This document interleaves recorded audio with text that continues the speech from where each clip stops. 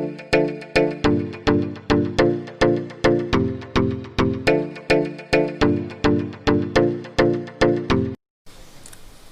વિદ્યાર્થી મિત્રો। તો મિત્રો આજની વિડીયોમાં આપણે ધોરણ 11 બાયોલોજીનું પ્રકરણ નંબર 5 શરૂ કરવા જઈ રહ્યા છીએ। સપુષ્પી વનસ્પતિઓની બાહ્યકાર વિદ્યા એટલે કે મોર્ફોલોજી ઓફ ફ્લાવરિંગ પ્લાન્ટ્સ। તો વિદ્યાર્થી મિત્રો, તમે જે રીતે વોટિંગ કર્યું હતું, મેં વોટિંગ માટે પોલ મૂકી હતી કે હું કયું ચેપ્ટર કઈ રીતે ભણાવું, સ્લાઇડ ઉપર કે બોર્ડ ઉપર, અને કયું ચેપ્ટર। તો મેં 2 ચેપ્ટરના ઓપ્શન મૂક્યા હતા, જેમાં 5મું હતું અને 9મું હતું। તો ઘણા વોટ મને મળ્યા છે 5મા ચેપ્ટરના, અને એમની ડિમાન્ડ સાથે આજથી હું આપણું ચેપ્ટર નંબર 5 શરૂ કરવા જઈ રહ્યો છું। હવે જે લોકોએ 9મા ચેપ્ટર માટે વોટિંગ કર્યું હતું એમને પણ 9મું ચેપ્ટર ટૂંક સમયમાં જ મળી જશે। ઓકે વિદ્યાર્થી મિત્રો, તો હવે આપણે શરૂ કરવા જઈ રહ્યા છીએ આપણું 5મું પ્રકરણ। તો મિત્રો, મોર્ફોલોજી એટલે કે બાહ્યકાર વિદ્યા। તો બાહ્યકાર વિદ્યા એટલે શું, પહેલાં આપણે એ સમજીશું। તો આપણને જે કંઈ વનસ્પતિમાં બહારની બાજુએ દેખાય છે, બરાબર, જે પણ બહાર દેખાય છે આપણને, એનું પ્રકાંડ છે, એનું પર્ણ છે, એનું પુષ્પ છે, એનું ફળ છે, એ બધું જ જે છે એ બાહ્યકાર વિદ્યા કહેવાય, બરાબર છે। તો આપણે સ્પેશિયલી સપુષ્પી વનસ્પતિમાં જોવાનું છે। સપુષ્પી વનસ્પતિ એટલે કે પુષ્પો ધરાવતી વનસ્પતિઓ હોય એવી। આપણે ઓલરેડી આપણા આગળના પ્રકરણોમાં આપણે વર્ગીકરણ વિશે ભણી ગયા છીએ, બરાબર।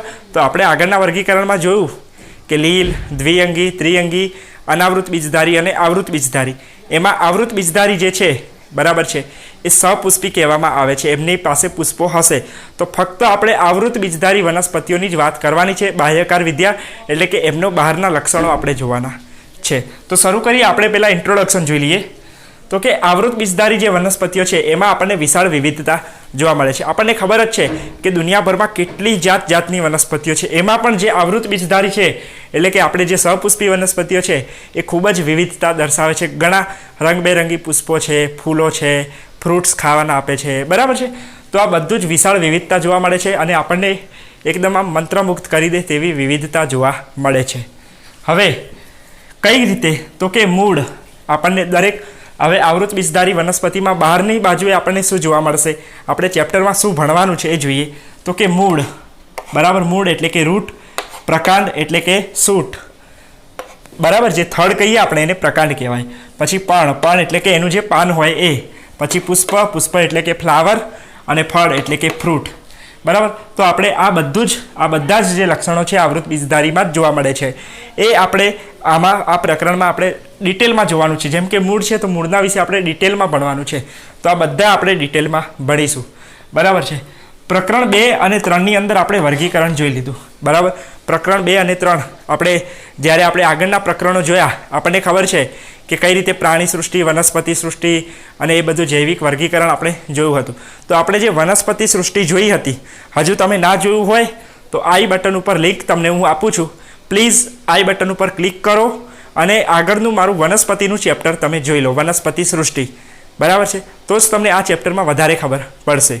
ઓકે, તો પ્રકરણ 2 અને 3માં આપણે આ બધું જોઈ લીધું। હવે વનસ્પતિઓના જે વિવિધ ભાગો છે એ ભિન્નતાઓ અને અનુકૂલનો પણ દર્શાવે છે, એટલે કે દરેક આ વનસ્પતિનું દરેક જે ભાગ છે એ અલગ અલગ એના ભિન્નતાઓ હશે, એમાં કંઈક પેઢી દર પેઢી એના લક્ષણોમાં કંઈક ભિન્નતા જોવા મળશે આપણને, પ્લસ અનુકૂલનો પણ દર્શાવશે। અનુકૂલન દર્શાવવું એટલે કે દાખલા તરીકે કોઈ વનસ્પતિ છે એને બરાબર પાણી નથી મળતું, તો એ પાણી વગર રહેવા માટે અનુકૂલન સાધશે, એટલે કે પાણી વગર પણ કઈ રીતે રહેવું એ શીખી જશે। ધીરે ધીરે એને આપણે નહીં કહેતા આદત પડી ગઈ છે, તો એ વનસ્પતિને પણ આદત પડી જશે, બરાબર છે।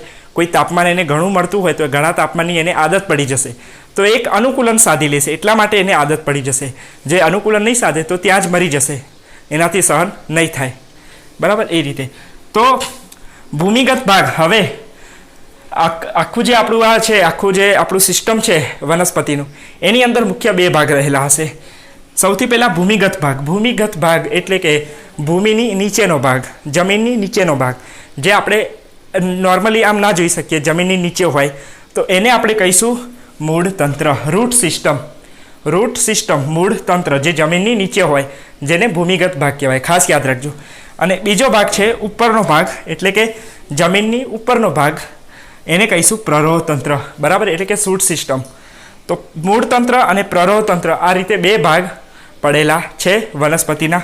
હવે આકૃતિ 5.1 એમાં આપણે સપુષ્પી વનસ્પતિના ભાગો હું તમને અહીંયા બતાવું છું, તમે આકૃતિમાં જોઈ શકો છો કઈ રીતે આપણને પુષ્પ દેખાય છે, પ્રકાંડ દેખાય છે, મૂળ દેખાય છે, બરાબર. તો આ મુખ્ય વનસ્પતિના બે ભાગ છે, પહેલો ભાગ અને બીજો ભાગ. તો તમે આ રીતે એની અહીંયા આકૃતિ જોઈ શકો છો. ચોપડીમાં પણ સેમ આ જ આકૃતિ છે, બરાબર. તો તમે અહીંયા આકૃતિ જોઈ શકો છો. ઓકે, હવે આપણે શરૂ કરીએ મૂળ. તો આપણે ઇન્ટ્રોડક્શન જોઈ લીધું, હવે આપણે મૂળથી શરૂઆત કરવાની છે, બરાબર. જે મૂળ છે મૂળથી શરૂઆત કરીશું, ધીરે ધીરે પ્રકાંડ, પર્ણ, પુષ્પ બધું જોઈશું. તો મૂળ શું છે? મૂળને કહેવાય રૂટ, ધ રૂટ. તો આપણું જે મૂળ છે, હવે આપણને ખબર છે આવૃત બીજધારી વનસ્પતિ છે એટલે આપણને ખબર છે એના બે ભાગો હોય છે, એકદળી અને દ્વિદળી. આવૃત બીજધારીના બે ભાગો છે, એકદળી અને દ્વિદળી. આપણે ઓલરેડી જોઈ લીધું છે. આ ના જોવું હોય તો મેં કીધું એમ આગળના લેક્ચર જોઈ લો. તો જે દ્વિદળી વનસ્પતિ હશે એમાં એનું જે ભ્રૂણમૂળ હશે, ભ્રૂણમૂળ એટલે કે પ્રકાંડનો એવો ભાગ કે જ્યાંથી મૂળ ઉત્પન્ન થાય છે, જ્યાંથી મૂળની શરૂઆત થાય છે, તો એને ભ્રૂણમૂળ કહેવાય. અને એ પ્રલંબન પામશે એટલે કે ત્યાંથી ફૂટશે, ફૂટીને એ પ્રાથમિક મૂળની રચના કરશે. આ વાત કરું છું દ્વિદળી વનસ્પતિની, બરાબર છે. દ્વિદળી એટલે કે ડાયકોટ. તો દ્વિદળી વનસ્પતિમાં ભ્રૂણમૂળ જે હશે એ પ્રલંબન પામશે અને પ્રાથમિક મૂળની રચના કરશે. ખાસ યાદ રાખજો. અને એ જમીનની અંદર જોવા મળશે. પછી વાત કરીએ કે દ્વિદળીની અંદર જ આપણને પાર્શ્વીય મૂળ જોવા મળે છે. પાર્શ્વીય મૂળ એટલે કે લેટરલ મૂળ, buy one get one free જેવું. એક તો મેઇન મૂળ હશે જ, પણ સાથે સાથે સાઈડથી બીજી શાખાઓ પડી જશે, બરાબર છે. જેમ બેંકની શાખાઓ હોય છે, એક મોટી શાખા હોય છે, બરાબર, મોટા જિલ્લામાં, એની પછી ગામડામાં અલગ અલગ શાખાઓ હોય છે. તો એ રીતે આમાં પાર્શ્વીય મૂળ હોય છે કે જે દ્વિતીયક અને તૃતીયક કહેવાય છે. પ્રાથમિક મૂળ આ થઈ ગયું. પ્રાથમિક પછી શું આવશે? દ્વિતીય આવશે. તો પ્રાથમિક પછી દ્વિતીયક અને તૃતીયક મૂળ આપણે એને નામ આપેલું છે કે જે મેઇન જે મૂળ છે એના સાઈડમાંથી મૂળ નીકળે છે, બરાબર. તો એને પાર્શ્વીય મૂળ કહીશું. MCQમાં પણ પૂછાઈ શકે. પછી હવે આ પ્રાથમિક મૂળ અને આ બધી તેની શાખાઓ એ બંને ભેગા મળીને સોટીમય મૂળ તંત્રનો ભાગ બનાવે છે. તો મિત્રો અહીંયા એક મૂળનો એક મુખ્ય ભાગ, મુખ્ય જે પ્રકાર છે એ આવી ગયો છે સોટીમય મૂળ તંત્ર. ખાસ યાદ રાખજો, સોટીમય એટલે કે ટેપ લાઇક રૂટ સિસ્ટમ, બરાબર છે, ટેપ રૂટ સિસ્ટમ. તો સોટીમય મૂળ તંત્ર જે આપણને રાઈ વનસ્પતિમાં જોવા મળે છે. ઉદાહરણ પણ ખાસ યાદ રાખજો કે આવી રીતનું આપણને પાર્શ્વીય મૂળ જે છે એ બંને ભેગા થઈને સોટીમય મૂળ તંત્ર જે બનાવે છે કઈ વનસ્પતિમાં? તો અહીંયા ઉદાહરણ આપેલું છે રાઈ. રાઈ નામની વનસ્પતિ છે, એની અંદર આ રીતનું જોવા મળે છે અને એ દ્વિદળી છે. ઓકે, તો આ પતી ગઈ વાત હવે આપણી દ્વિદળીની. હવે વાત કરીએ એકદળી વનસ્પતિની. એકદળી એટલે કે મોનોકોટ. તો એકદળી વનસ્પતિમાં જે આ પ્રાથમિક મૂળ હશે એ અલ્પજીવી હશે, એટલે કે થોડો ઓછું જીવશે, એનું જીવન હશે એ ઓછું હશે. તો પ્રાથમિક મૂળ અલ્પજીવી હશે. જ્યારે આમાં જે પ્રાથમિક મૂળ હતું એમાં અલ્પજીવી કે એવું કશું હોતું નથી, એ જમીનની અંદર હોય છે. પરંતુ એકદળી વનસ્પતિમાં જે પ્રાથમિક મૂળ હોય છે એ અલ્પજીવી હશે અને એની જગ્યાએ પછી એ મરી જશે. અલ્પજીવી છે એટલે પછી મરી જશે. એની જગ્યાએ પછી જે બીજો જે મૂળ આવશે એ ક્યાંથી આવશે? તો કે પ્રકાંડના તલભાગેથી. પ્રકાંડના તલભાગેથી બીજા મૂળ એમાં શરૂઆત થશે, બરાબર. અને આ જે આખી સિસ્ટમ છે એને તંતુમય મૂળ તંત્ર કહે છે, ફાઇબ્રસ રૂટ સિસ્ટમ. ફાઇબર એટલે તંતુઓ. તો તંતુમય મૂળ તંત્ર એટલે કે ફાઇબ્રસ રૂટ સિસ્ટમ. અને એનું સરસ ઉદાહરણ છે ઘઉં. આપણે જે ઘઉંની રોટલી ખાઈએ છીએ તો એ ઘઉં જે વનસ્પતિ છે એમાં આપણને તંતુમય મૂળ તંત્ર જોવા મળે છે. તો હવે તમે આકૃતિમાં જોઈ શકો છો, બરાબર છે, કે કઈ રીતે જે સોટીમય મૂળ તંત્ર છે અને તંતુમય મૂળ તંત્ર છે તમે અહીંયા જોઈ શકો છો આકૃતિમાં. ઓકે, જોઈ લીધું. નોટ્સ પણ સાથે સાથે બનાવતા રહેજો. ઓકે, તમને અહીંયા મૂળના ભાગો દેખાય છે? ઓકે મિત્રો, તો હવે આપણે જોઈ લીધું કે કઈ રીતે સોટીમય મૂળતંત્ર અને તંતુમય મૂળતંત્ર બનતા હોય છે, એમને કેવી રીતે આપણે એનું નામકરણ કર્યું છે. તો મિત્રો હજુ એક પ્રકાર છે મૂળતંત્રનો, એ આપણે જોઈએ, બરાબર. તો ઘાસ યાદ રાખજો શેમાં જોવા મળશે. ઘાસ, મોન્સ્ટેરા અને વડ એવી બધી જે વનસ્પતિ છે એનું જે ભ્રૂણમૂળ હશે એ ભ્રૂણમૂળ સિવાય ભ્રૂણમૂળની જગ્યાએથી મૂળનો ઉદ્ભવ નહીં થાય અને બીજી કોઈ જગ્યાથી ઉદ્ભવ થશે મૂળનો, તો એ મૂળને આપણે શું કહીશું? આગંતુક મૂળ અથવા તો અસ્થાનિક મૂળ. આગંતુક મૂળ અથવા તો અસ્થાનિક મૂળ એને કહીશું. ઇંગ્લિશની અંદર એને કહેવાય એડવેન્ટિશિયસ રૂટ. એટલે એ જે છે ને આપણે જે આગળ જોયું સોટીમય મૂળતંત્ર, તંતુમય મૂળતંત્ર, તો એક પર્ટિક્યુલર જગ્યાથી ઉત્પન્ન થાય છે, બરાબર, પ્રકાંડના તલ ભાગેથી ઉત્પન્ન થાય છે, બરાબર, જેમ મેં કીધું એમ. તો આ જે છે, આ જે આપણું મૂળ તંત્ર છે એ અસ્થાનિક કેમ કીધું છે ને? કારણ કે એનું કોઈ સ્થાન નક્કી નથી હોતું, એ આડેધડ મૂળ વિકાસ પામે છે. ભ્રૂણમૂળ સિવાય જ, આ શબ્દ ખાસ યાદ રાખજો કે ભ્રૂણમૂળ સિવાય એ ઉત્પન્ન થાય છે. તો એને આપણે શું કહીશું? આગંતુક મૂળ અને અસ્થાનિક મૂળ. ખાસ યાદ રાખજો. આકૃતિમાં તમે જોઈ શકો છો, બરાબર છે, આગંતુક મૂળ જોઈ લો આકૃતિમાં. ઓકે, તો હવે મૂળતંત્રના મુખ્ય કાર્યો જોઈશું. તો મિત્રો આપણે બધા જ મૂળતંત્રો જોઈ લીધા, સોટીમય મૂળતંત્ર, તંતુમય મૂળતંત્ર અને અસ્થાનિક મૂળતંત્ર. તો મિત્રો મૂળતંત્ર વનસ્પતિ પાસે કેમ હોય છે? એનું કંઈક કાર્ય હશે. આપણી પાસે આંખો કેમ છે? આપણી પાસે કાન કેમ છે? કારણ કે આપણને એની જરૂર છે. આંખોથી આપણે જોઈ શકીએ છીએ, કાનથી સાંભળી શકીએ છીએ. તો વનસ્પતિના પણ જે અલગ અલગ ભાગો છે, પ્રકાંડ પણ, તો દરેકનું કંઈક અલગ કાર્ય રહેલું છે. તો ખાસ યાદ રાખજો મૂળના કાર્યો શું છે. તો મૂળતંત્રના જે મુખ્ય કાર્યો છે એ છે શોષણ. શોષણ એટલે શોષવું, લેવું. શેમાંથી? જમીનમાંથી. મૂળ જમીનમાં હશે તો જમીનમાંથી શું લેશે? પાણી. આપણે આપણા પ્રકાંડ, આપણી વનસ્પતિ જે હોય છે એને પાણી પાઈએ છીએ, બરાબર, જમીનમાં પાણી રેડીએ છીએ. તો એ જમીનનું પાણી ઠેક ઉપર લીમડાની ટોચ સુધી કેમનું પહોંચે છે? જો આપણે લીમડાને પાણી પાઈએ તો એ એના મૂળ દ્વારા શોષાય છે, બરાબર. તો મૂળનું એક કાર્ય શું થયું? શોષણ. પાણીનું અને પોષક દ્રવ્યોનું. પોષક દ્રવ્યો પણ જોઈશે. આપણને જેમ વિટામિન, પ્રોટીન, મિનરલ્સ જોઈએ છે તો વનસ્પતિને પણ એવા મિનરલ્સ જોઈશે, બરાબર છે. તો નાઇટ્રોજન, એ બધું છે ને એ શોષણ શેમાંથી થાય છે? મૂળ દ્વારા. તો મૂળનો એક આ મુખ્ય કાર્ય છે, બરાબર. મૂળ શોષણ કરશે પાણીનું અને પોષક દ્રવ્યોનું. પછી બીજું મુખ્ય કાર્ય છે જકડી રાખવું. કોને જકડી રાખવું? વનસ્પતિને. વનસ્પતિને જકડી રાખવી, આમ જમીનની અંદર એકદમ ફિટ રહે એના માટે એ મૂળ ઉપયોગી હોય છે. તમે વિચારી શકો છો કે કઈ રીતે મૂળ જમીનમાં એ વનસ્પતિને આમ પકડી રાખશે, એટલે વનસ્પતિને આમ હલવા નહીં દે, બરાબર છે. તો જકડી રાખવું એનું મુખ્ય કાર્ય છે. બીજું પછી આવે છે સંગ્રહ. સંગ્રહ કઈ રીતે? તો કે અમુક સંચિત ખોરાક હશે, અમુક સંચિત પોષક દ્રવ્યો હશે, એટલે કે જે એણે સાચવીને રાખેલા છે કે હું આ ભવિષ્યમાં ખાઈશ. વનસ્પતિને જો ભવિષ્યમાં ના મળે ખાવાનું, પોષક દ્રવ્યો ના મળે વનસ્પતિને, તો મિત્રો બીજું જે મૂળતંત્રનું મુખ્ય કાર્ય છે એ છે વૃદ્ધિ નિયામકોનું સંશ્લેષણ, બરાબર. આપણે સંગ્રહ જોઈ લીધું. હવે શું કરશે? વૃદ્ધિ નિયામકો. હવે વૃદ્ધિ નિયામકો એટલે કે ગ્રોથ હોર્મોન્સ જેને કહેવાય, જે એને વૃદ્ધિમાં મદદ કરશે. વનસ્પતિ નાનેથી મોટી કઈ રીતે થાય છે? કારણ કે એની અંદર વૃદ્ધિ નિયામકો છે. નિયામકો શું કરશે? નિયામક એટલે કે રેગ્યુલેટ. એને રેગ્યુલેટ કરશે કે કઈ રીતે તારે વધવું છે, બરાબર, કઈ દિશામાં વધવું છે. તો એ બધાને કહેવાય વૃદ્ધિ નિયામકો, ગ્રોથ હોર્મોન, બરાબર છે. એક પ્રોટીન પણ હોઈ શકે, એમિનો એસિડ પણ હોઈ શકે, વિવિધ કેમિકલ હોઈ શકે. એ આપણે આગળ ભણવાનું છે. પરંતુ આ જે વૃદ્ધિ નિયામકો છે એ બનશે ક્યાં? એનું સંશ્લેષણ ક્યાં થશે? તો કે આ મૂળ જે આપણું મૂળતંત્ર છે એની અંદર. તો મૂળના આ બધા જ કાર્યો ખાસ યાદ રાખજો. શોષણ, જકડી રાખવું, સંગ્રહ કરવો અને વૃદ્ધિ નિયામકોનું સંશ્લેષણ કરવું. અહીંયા મેં 4 મુખ્ય કાર્યો લખ્યા છે અને મેં તમને ડિટેલમાં સમજાયા છે, બરાબર. તો તમારે આ રીતે નોટ્સ લખવાની છે. હવે તો અહીંયા સુધીનું આપણું ઇન્ટ્રોડક્શન જસ્ટ પૂરું થાય છે અને આપણો જે મેઇન ટોપિક આવશે કે મૂળના પ્રદેશો. મૂળના પ્રદેશો એટલે કે રીજન ઓફ રૂટ, બરાબર. કે મૂળના અલગ અલગ પ્રદેશો હોય છે. જેમ કોઈ પણ વસ્તુના ભાગો પડેલા હોય એ રીતે મૂળના પણ ભાગો પડેલા છે. જોઈએ આપણે. ટોચનો ભાગ હશે મૂળ આમ જમીનમાં હશે આમ, તો એની જે ટોચનો ભાગ હશે, તળિયાનો ભાગ, બરાબર, હું એની વાત કરું છું. તો એને કહેવાશે મૂળ ટોપ. ટોચના ભાગને કહેવાશે મૂળ ટોપ, બરાબર, જે સૌથી છેડાનો ભાગ છે. હવે એને જે છે ને એને શું કહેવાય? અંગુલિત્ર જેવી રચના હશે. એ જે ટોચનો ભાગ છે એની રચના કેવી હશે? અંગુલિત્ર જેવી રચના. હવે અંગુલિત્ર જેવી રચના એટલે કે આપણી આંગળીમાં સોય કે ટાંકણી ના વાગે એના માટે રક્ષણ કવચ જેવું આપણે પહેરીએ, બરાબર, એને કહેવાય છે અંગુલિત્ર. તો અંગુલિત્ર એટલે આપણે આંગળીને રક્ષણ આપશે, સોય કે એવું વાગે નહીં, આપણે કંઈક પહેરી દઈશું હાથમાં, બરાબર છે.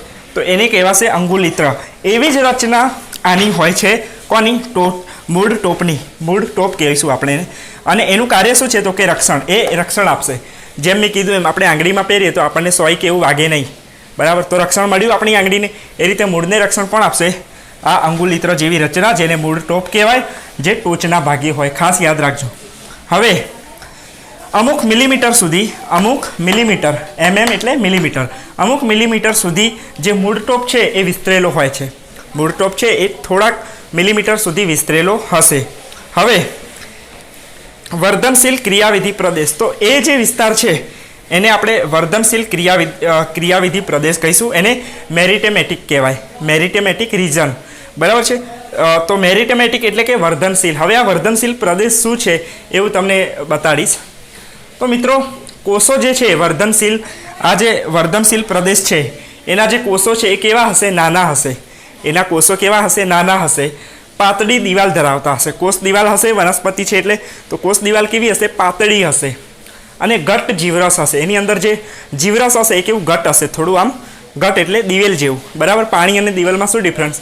દિવેલ થોડું ઘટ્ટ છે, તો આનો જે જીવરસ છે એ થોડો ઘટ્ટ હશે. પછી વારંવાર વિભાજન પામતા હશે. આ જે વર્ધનશીલ પ્રદેશના જે કોષો છે એ વારંવાર વિભાજન પામશે. એટલે કે એક કોષમાંથી બે કોષ જે થાય છે સેલ ડિવિઝન, એને કહેવાય છે વિભાજન પામવું. તો એ વારંવાર વિભાજન પામશે. પછી એની નજીકના કોષો એ પ્રલંબન અને વિસ્તૃતીકરણ તરીકે ઓળખાય છે. એના નજીકના કોષો કોના નજીકના કોષો? એટલે કે આ જે વર્ધનશીલ પ્રદેશ છે, બરાબર, એના નજીકના કોષો એ પ્રલંબન અને વિસ્તૃતીકરણ પામે છે. પ્રલંબન એટલે કે લંબાવું, બરાબર, ઇલોંગેશન, અને વિસ્તૃતીકરણ એટલે ફેલાવું, બરાબર. તો મૂળની લંબાઈ જે છે, મૂળની લંબાઈ એની વૃદ્ધિ માટે જવાબદાર કોણ હોય છે? આ એના નજીકના કોષો, બરાબર છે. તો એ પ્રલંબન અને વિસ્તૃતીકરણ પામે છે અને મૂળની લંબાઈની વૃદ્ધિ, મૂળ લાંબુ થાય એના માટે જવાબદાર હોય છે. હવે પછી જે કોષો છે એ છે વિભેદિત. આ કોષોનું બીજું એક કાર્ય છે વિભેદિત થવું. વિભેદિત થવું એટલે કે ડિફરન્સિએશન થવું. એ કોષ એના કાર્ય અનુસાર ડિફરન્શિએટ થશે, વહેંચાઈ જશે. કોષનું પર્ટિક્યુલર કાર્ય હશે કે મારે આ કામ કરવાનું છે તો હવે હું આ દિશામાં જઈશ, મારે આ કામ કરવાનું છે તો હવે હું આ રીતની પેશી બનાવીશ. તો કોષો ભેગા મળીને પેશી બનાવશે. આપણને ખબર છે પેશીઓ ભેગા મળીને અંગો બનાવશે અને અંગો ભેગા મળીને અંગતંત્ર બનાવશે. તો એક સરખા કોષો ભેગા થઈને પેશી બનાવશે, એ પેશીનું અલગ કાર્ય હશે. પછી બીજા સરખા કોષો ભેગા થશે, બીજી પેશી બનાવશે, એનું કંઈક અલગ કાર્ય હશે. તો આ રીતે વિભેદિત પામશે અને પરિપક્વ પામશે. એટલે કે મેં કીધું એમ મેચ્યુરેશન એ કાર્ય કરતા થઈ જશે, પરિપક્વ થશે, પાકા થઈ જશે. પછી હવે આ જે પ્રદેશ છે, બરાબર, આ જે વિભેદીકરણનો જે પ્રદેશ છે એની નજીકનો જે વિસ્તાર છે એને પરિપક્વન પ્રદેશ કહેવાય છે, બરાબર છે. તો વિસ્તરણ જે પ્રદેશ છે એના નિકટનો જે વિસ્તાર છે, નજીકનો વિસ્તાર, એને પરિપક્વન પ્રદેશ કહેવાય છે. પરિપક્વન એટલે મેચ્યુરેશન, બરાબર, મેચ્યુરેશન રીઝન, પ્રદેશ એટલે રીઝન, અને જે વિસ્તરણ પ્રદેશ છે એને ઇલોંગેશન રીઝન કહેવાશે, બરાબર. હવે આની અંદર શું હશે? તો કે આની અંદર અધિસ્તરીય કોષો આવેલા હશે. તો આ જે પ્રદેશ છે પરિપક્વન પ્રદેશ એ અધિસ્તરીય કોષોનું બનેલું હશે. હવે કોષોના પ્રકારો હોય છે પેશીઓ પ્રમાણે. તો અધિસ્તર નામના કોષો જે છે એ અહીંયા આવેલા હશે અને એ કેવા હશે? એકદમ બારીક હશે, નાજુક હશે, દોરી જેવી રચના હશે. એકદમ નાના એકદમ ઝીણા હશે, દોરી જેવી રચના હશે. અને એને કહીશું આપણે મૂળ રોમ, બરાબર. આ દોરી જેવી જે રચના છે, બારીક નાજુક દોરી જેવી રચના જે આપણને આ પ્રદેશમાં જોવા મળે છે, બરાબર, જે વિસ્તરણ પ્રદેશ છે એના નજીકના વિસ્તારમાં જોવા મળે છે. અને એ કેવા કોષો હોય છે? અધિસ્તરીય કોષો હોય છે જે બારીક નાજુક અને દોરી જેવા હોય છે, જેને મૂળરોમ કહેવાય છે. મૂળરોમ, બરાબર, એટલે કે રૂટ હેર્સ. રોમ એટલે હેર્સ, વાર જેવી રચના. અને એનું કામ હોય છે શોષણ. એ જમીનમાંથી પોષક દ્રવ્યો અને પાણીનું શોષણ કરવામાં ઉપયોગી છે મૂળ રોમ. તમે આકૃતિમાં જોઈ શકો છો, બરાબર, મૂળના વિવિધ પ્રદેશો તમે જોઈ શકો છો, મૂળ રોમ પણ જોઈ શકો છો. તો હવે આપણે મૂળના કેટલાક રૂપાંતરણો વિશે જોઈશું. મૂળના રૂપાંતરણ એટલે કે મૂળ કઈ રીતે આગળ જઈને બને છે અને એના કાર્યો શું છે એ આપણે હવે જોવાના છે. તો વિદ્યાર્થી મિત્રો, હવે આપણે જોઈશું મૂળના રૂપાંતરણો. એટલે કે મૂળ કઈ રીતે રૂપાંતર પામે છે, એના અલગ કાર્ય કરવા માટે મૂળ કઈ રીતે અપગ્રેડ થાય છે, બરાબર, એની અવસ્થા બદલે છે. તો એ આપણે જોઈશું. તો કે એની આકાર અને એની રચના એ બદલાય છે. મૂળનું રૂપાંતરણ થવું એટલે કે એ એની આકાર અને રચના બદલશે, પછી શોષણ સિવાયના કાર્યો કરશે. આમ તો મૂળનું કાર્ય છે શોષણ કરવું, પણ શોષણ સિવાયના પણ કાર્યો આપણે હમણાં જોયા આગળ, બરાબર છે, જેમ કે સ્ટોરેજ કરવું અને ખાવા માટે પણ ઉપયોગી હોય છે. તો એના શોષણ સિવાયના જે કાર્યો છે એ કયા છે તો કે એને આધાર આપવો, બરાબર. મેં કીધું જકડી રાખશે તો એને આધાર આપશે. પછી શ્વસન માટે પણ ઉપયોગી છે. પછી ખોરાકનો સંગ્રહ કરવા માટે પણ ઉપયોગી છે મૂળ તંત્ર આપણું, બરાબર છે.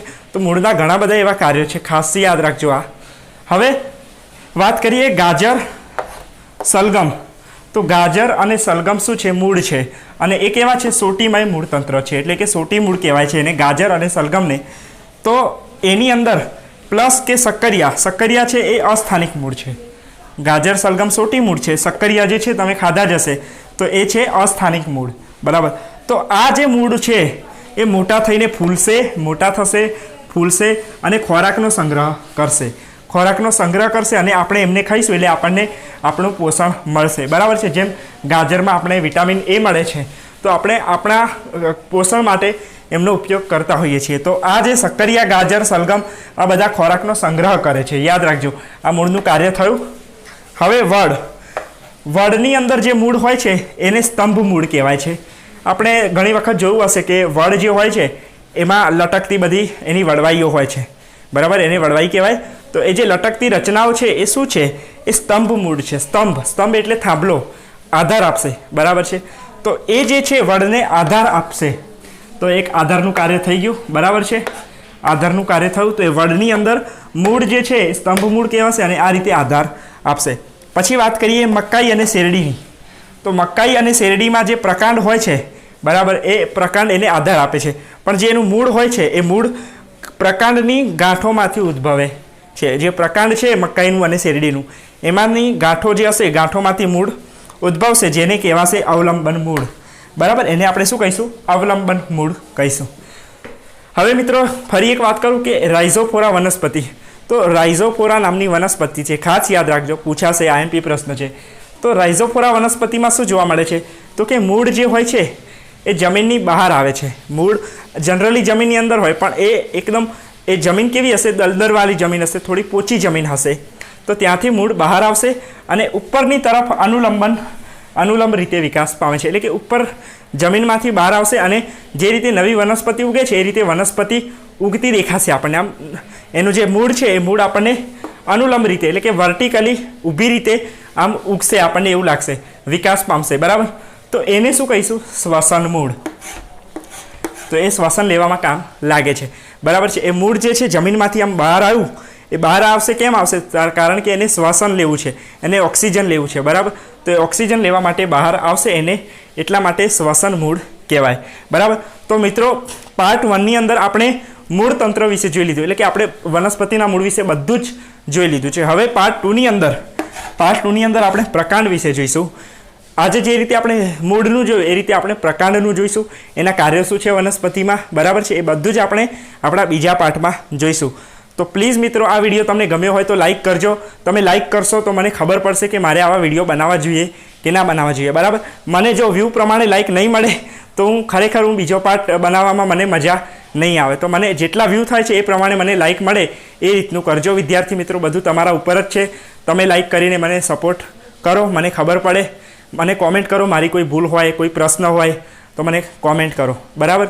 અને ચેનલ જેણે હજુ સુધી સબસ્ક્રાઈબ નથી કર્યું તો કોની રાહ જોવો છો? કોઈ મુહૂર્ત જોવાનું છે તમારે? સબસ્ક્રાઈબ કરી દો યાર, ચેનલને સબસ્ક્રાઈબ કરી દો. ઓકે, તો મળીએ આપણે પાર્ટ 2ની અંદર. ત્યાં સુધી ઘરે જ રહેજો, સુરક્ષિત રહેજો.